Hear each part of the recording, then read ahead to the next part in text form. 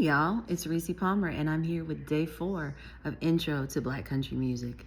So this week, a lot of talk has come up because Cowboy Carter won Album of the Year, and it also won a Grammy for Best Country Album.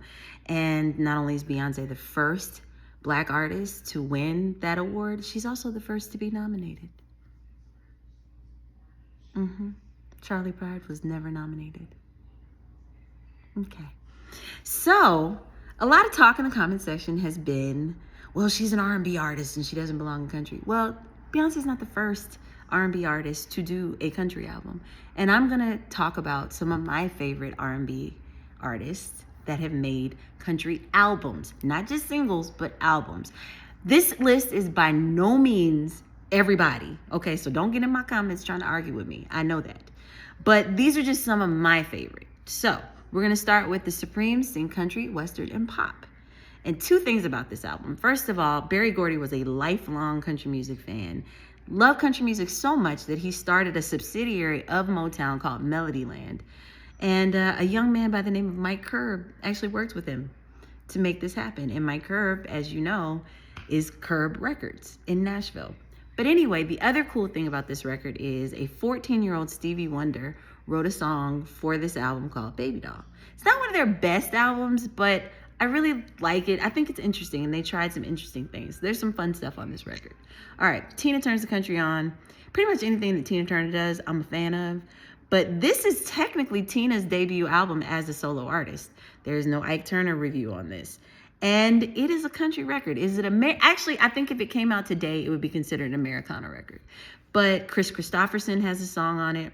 This song was not played on country radio. It was not nominated for any country awards, but it did get a nomination that year that it was released in 1974 for a Grammy for, I believe, Bayou Song and Best R&B Song. Bayou Song is my favorite song off this album, by the way. All right, Millie Jackson. Just a Little Bit Country came out in 1981. She also did another country album after that, but this one's my favorite. And I love her version of Till I Get It Right. It's just great. Ella Fitzgerald. Okay, I'm a huge Ella Fitzgerald fan. And this album, Misty Blue, is an album of country standards done in the style of Ella Fitzgerald. Critically, it was panned. I think this is a great album. I can't think of anything that Ella Fitzgerald sings that I don't like. But anyway, go check it out. See for yourself. Also, I mean, you can't have one of these lists without talking about this album because it's extremely influential in so many ways. And that is Ray Charles' Modern Sounds in Country and Western. Now, this album makes everyone's list all the time now. It makes a lot of country artists' lists as their favorite country album. But you'll be surprised to know that this was not accepted by Nashville by any means. And it wasn't played on country radio. It was not nominated for any country album awards, nothing. But 2 things came out of this that I believe, just drawing some correlations. I think that Charlie Pride happened because this record happened. They saw, first of all, that Black people like country music, and number 2, they could do it very well. And so, yes, shortly after this, Charlie Pride happened, and then Linda Martell happened, and so on and so forth. So you see the dominoes. Also, a lot of the production style changed after this album because of this album. So thank you, Ray Charles. Esther Phillips. Esther Phillips is one of my favorite country albums is The Countryside of Esther Phillips. Did you know Kenny Rogers discovered her in a club in Texas and signed her to his record label at one point?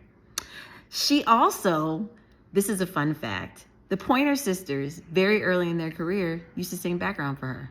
Isn't that cool? All right, and finally, this is a surprise. I did not know about this album until last year. Did you know Sylvester, the disco singer, like, you make me feel? That's Sylvester. Yeah, he made a country soul album. It's called Sylvester and the Hot Band, and the album is called Bazaar. It's fun. Just check it out. It's fun. All right, y'all. That's all I got for you today. I will see you tomorrow. And if you like what you heard, please like, comment, and repost.